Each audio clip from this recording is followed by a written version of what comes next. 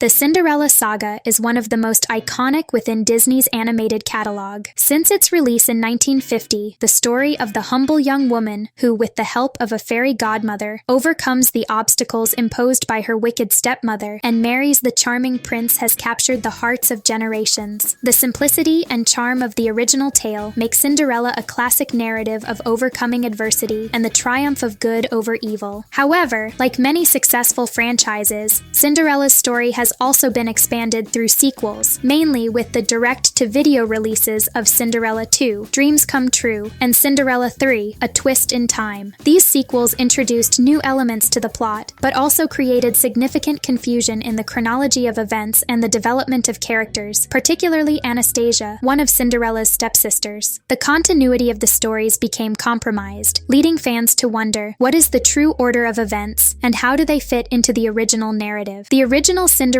film stands out for its simple and straightforward structure. The story is about a young woman whose pure heart and kindness ultimately triumph over life's cruelties, leading her to a happy ending. The film is notable for its closed narrative. Cinderella finds her prince, escapes the abusive control of her stepmother and stepsisters, and seems destined to live happily ever after. The simplicity of the fairy tale is one of its greatest strengths. Without needing complex twists or extensive explanations, the 1950 film follows a clear path with a complete arc for the protagonist. The happily ever after provides a sense of closure, leaving no room for sequels. However, decades later, Disney decided to revisit this world, introducing sequels that expanded Cinderella's life and those around her. These new productions were created to maintain interest in Disney's classic franchises, but they ended up raising more questions than answers. Although Cinderella 2 and Cinderella 3 enriched the universe of secondary characters, they also caused considerable confusion in the timeline and the development of characters like Anastasia. Released in 2002, Cinderella 2, Dreams Come True is a direct-to-video production that adopts an episodic structure. Unlike the original film, which focuses exclusively on Cinderella, this sequel divides its narrative into small stories involving palace life after Cinderella's marriage. The film explores not only Cinderella's adaptation to her new life as a princess, but also presents arcs for secondary characters such as the mice, the fairy godmother, and surprisingly, one of the original film's villains, Anastasia. The decision to highlight Anastasia was unexpected for many fans. In this film, she is portrayed as a character seeking redemption. After years of being an antagonist, Anastasia finally finds true love when she falls for a baker, a simple man with a kind heart. This arc suggests a significant transformation for Anastasia as she begins to question her mother's expectations and chooses to follow her heart. However, the format of Cinderella 2 causes the first major chronological confusion. The film is presented as a storybook that the mice are writing for Cinderella, raising the question, are the events narrated truly part of this universe's reality, or are they merely fictional tales created by the mice? This uncertainty opens the door to theories that attempt to justify the discrepancies that arise later. 5 years after the release of Cinderella 2, Disney released Cinderella 3, A Twist in Time, and this is where the chronology became even more confusing. The third film ventures into the realm of science fiction, introducing time travel as a central plot device. In the storyline, Anastasia steals the fairy godmother's magic wand and, under her mother's manipulation, alters the events of the first film, preventing Cinderella from trying on the glass slipper. This time-bending twist results in an alternate timeline where Anastasia takes Cinderella's place, becoming engaged to the prince. The redemption arc of Anastasia, which was so prominently explored in Cinderella 2, seems to disappear entirely as she is pulled back under her mother's control. Only at the film's conclusion does Anastasia realize that she cannot live this lie,